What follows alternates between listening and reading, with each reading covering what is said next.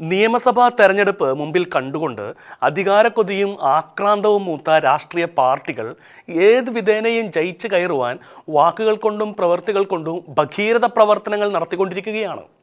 Vote bank പ്രീണനത്തിനായി മത്സരിക്കുന്നതിനിടെ മുന്നണിയിലെ പ്രധാനപ്പെട്ട ഘടകകക്ഷികൾ സമ്മർദ്ദങ്ങളുടെ ചതുരുപായങ്ങളുമായി കളം നിറയുകയാണ് ഇപ്പോൾ.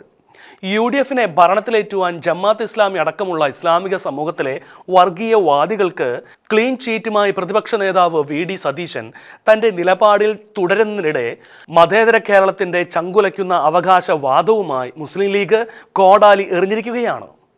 മുൻ MLAയും മുസ്ലിം ലീഗ് നേതാവുമായ KNA ഖാദർ ഒരു പ്രമുഖ മാധ്യമത്തിന് നൽകിയ അഭിമുഖത്തിലാണ് വരുന്ന നിയമസഭാ തെരഞ്ഞെടുപ്പിൽ UDF അധികാരത്തിൽ വന്നാൽ ഉപമുഖ്യമന്ത്രി സ്ഥാനം മുസ്ലിം ലീഗിന് വേണമെന്നും ഉപമുഖ്യമന്ത്രി പദവി ലീഗിന് അർഹതപ്പെട്ടതാണെന്നും അത് ചോദിക്കാതെ തന്നെ തരണമെന്നും വ്യക്തമാക്കിക്കൊണ്ട് രംഗത്ത് വന്നത്.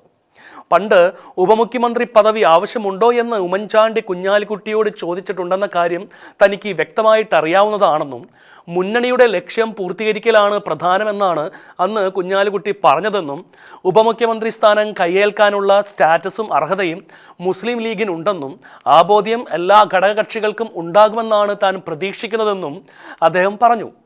ചില അർഹതകൾ കണ്ടറിഞ്ഞും മുന്നണിക്ക് തരുന്നതല്ലേ നല്ലതെന്നും വ്യക്തമാക്കിക്കൊണ്ടായിരുന്നു തെരഞ്ഞെടുപ്പിന് ഒരു മുഴം മുൻപേ ഖാദർ വക ഏറ്. ഖാദറിന്റെ വാക്കുകളെ അടിസ്ഥാനപ്പെടുത്തിക്കൊണ്ട് ഒരു കാര്യം ഉറപ്പിക്കാം: ഇക്കുറി കേരളം കാണാൻ പോകുന്നത് അധികാരത്തിന് വേണ്ടിയുള്ള വടംവലികളും കോൺഗ്രസിനെ അടിച്ചിരുത്തി വിലപേശിക്കൊണ്ട് കൂടുതൽ മന്ത്രിസ്ഥാനങ്ങളും ഉപമുഖ്യമന്ത്രി സ്ഥാനവും ഒക്കെ കൈയാളാനുള്ള ലീഗിന്റെ ഹൈജാക്കിംഗ് നീക്കങ്ങളുമായിരിക്കും. പിണറായിക്കും കൂട്ടർക്കും കേരളത്തിൽ ഇനി ഒരു ഭരണസാധ്യത ജനങ്ങൾ നൽകില്ലെന്ന കാര്യം ഉറപ്പാക്കിയ സ്ഥിതിക്ക് ഇസ്ലാമിക സമൂഹത്തിന് പ്രാമുഖ്യമുള്ള മലപ്പുറം, കോഴിക്കോട് ജില്ലകളിലെ മണ്ഡലങ്ങളിൽ ജയസാധ്യത കൂടുതലായ ലീഗിൻ്റെ അവകാശവാദങ്ങൾ വീതിച്ചു നൽകുവാൻ കോൺഗ്രസ് നിർബന്ധിതരാകുക തന്നെ ചെയ്യും. മുൻപ് കോൺഗ്രസ് മുന്നണിയെ സമ്മർദ്ദത്തിലാക്കിക്കൊണ്ടും സംസ്ഥാന രാഷ്ട്രീയത്തിൽ വലിയ വിവാദങ്ങൾക്കും ചർച്ചകൾക്കും കളമൊരുക്കിക്കൊണ്ടും CPM വിട്ട് ലീഗിലെത്തിയ സിനിമാ നിർമ്മാതാവ് മഞ്ഞളാംകുഴി അലിയെ ലീഗിന്റെ 5ാം മന്ത്രിയാക്കിയ ചരിത്രം കേരളത്തിലെ ജനങ്ങൾ കണ്ടതാണ്.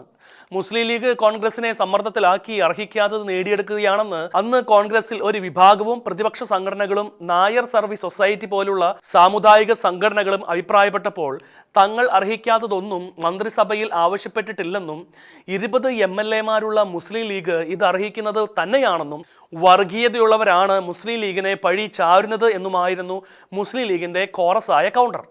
ഇക്കുറി ലീഗിന്റെ സ്ഥാനാർത്ഥി പട്ടികയിൽ ഇടം പിടിക്കാതെ പോയ ആളാണ് ഈ ഖാദറെങ്കിലും ലീഗിന്റെ അകത്തളത്തിലെ തീരുമാനങ്ങൾ അറിയാൻ കഴിയുന്ന ആൾ തന്നെയാണ്. ഖാദർ എന്നതിൽ ഉപമുഖ്യമന്ത്രി സ്ഥാനം ലീഗിന് നൽകിയെന്ന് ഉറപ്പിച്ച് തന്നെയാണ് നീക്കങ്ങൾ.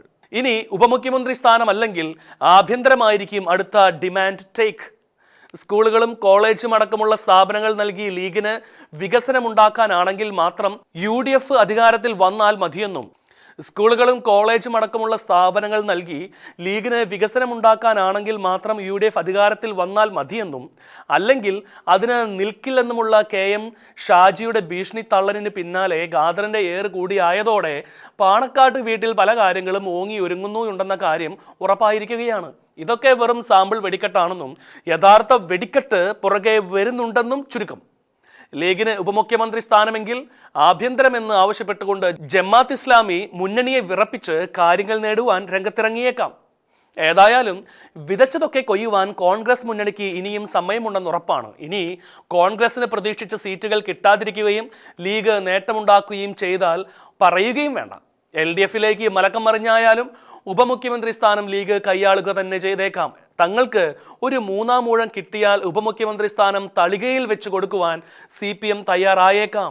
മുഹമ്മദ് റിയാസ് മുഖ്യമന്ത്രിയും കുഞ്ഞാലിക്കുട്ടി ഉപമുഖ്യമന്ത്രിയുമൊക്കെയായി വാണേക്കാവുന്ന ഒരു വല്ലാത്ത കാലം അതും സംഭവിച്ച് കൂടായികയില്ല.